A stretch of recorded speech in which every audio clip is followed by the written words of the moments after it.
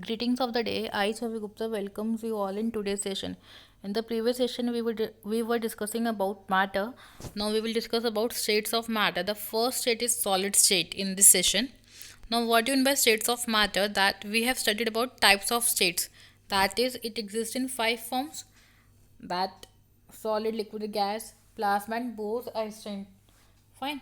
So, but we will study about three states of matter in this. That is solid, liquid, and gas. Now first is solid. What is solid? Solid क्या होता है आपका बेटा?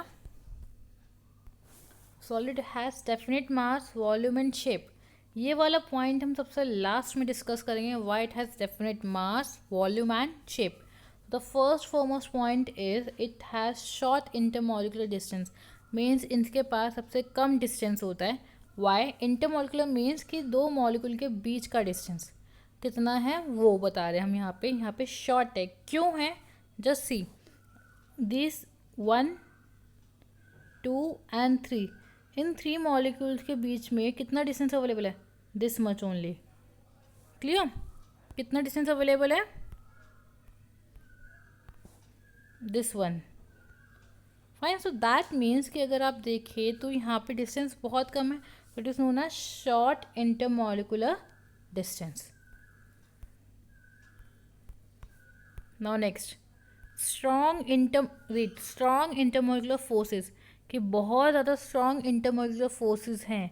अब क्यों हैं? Just see. अब molecules के बीच में स्पेस कितना अवेलेबल है? माइन्यूट सा. फाइन.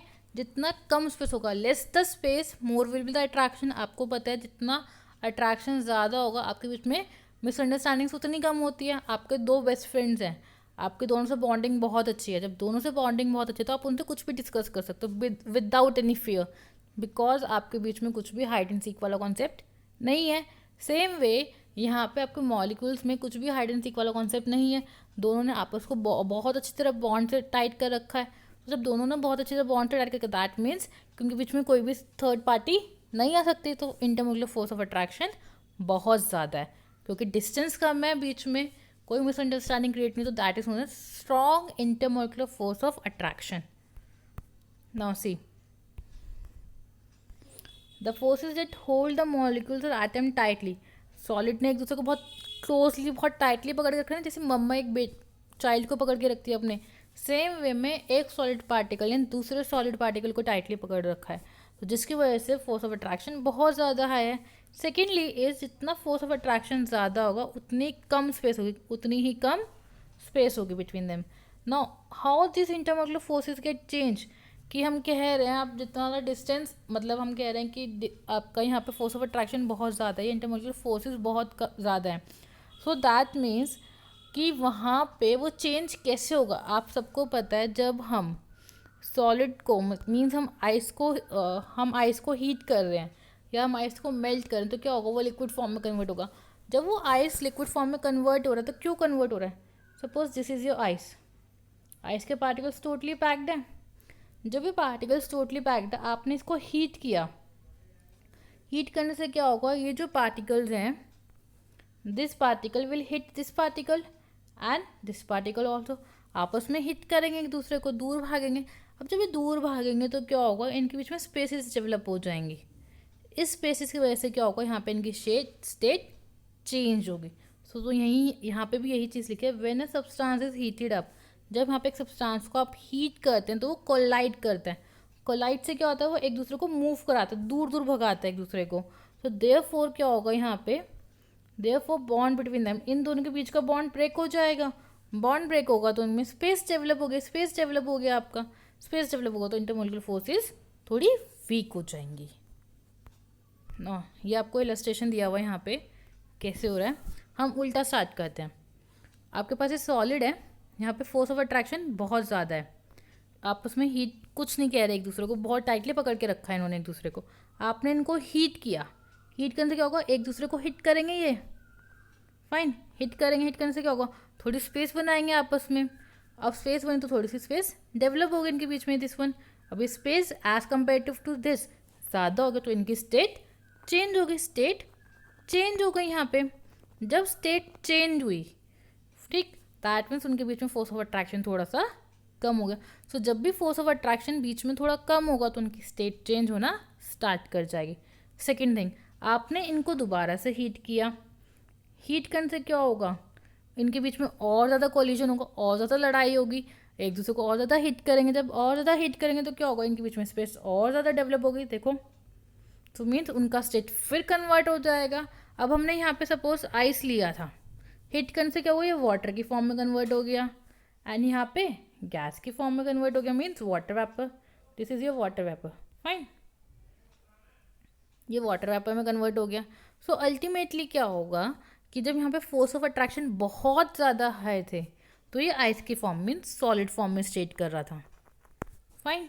फोर्स ऑफ अट्रैक्शन थोड़े से वीक हुए तो किस फॉर्म में आ गया, वाटर की फॉर्म में आ गया, एंड और थोड़े से वीक हुए वाटर के कंपैरिजन तो किस फॉर्म में चला गया, वाटर वेपर की फॉर्म में। I hope force of attraction कैसे डील कर रहे हैं आपको समझ में आ गया है। Now next, solids are incompressible, means आप सॉलिड को प्रेस नहीं कर सकते, दबा नहीं सकते।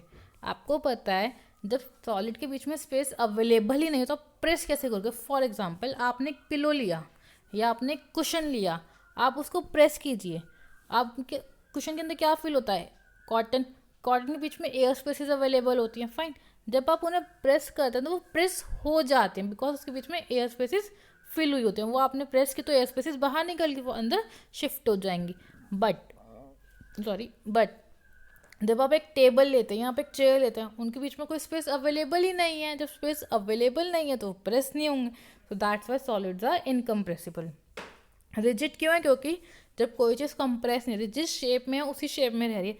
आपने पिलो लिया था, आपने पिलो को प्रेस किया, तो जब आप पिलो को प्रेस जिस भी शेप में करेंगे उसी शेप में वो प्रेस हो जाता है। दैट मीन्स उसकी कोई फिक्स शेप नहीं है। बट आप जब तक उसे प्रेस नहीं करें जब तक उसकी फिक्स शेप बनी हुई है।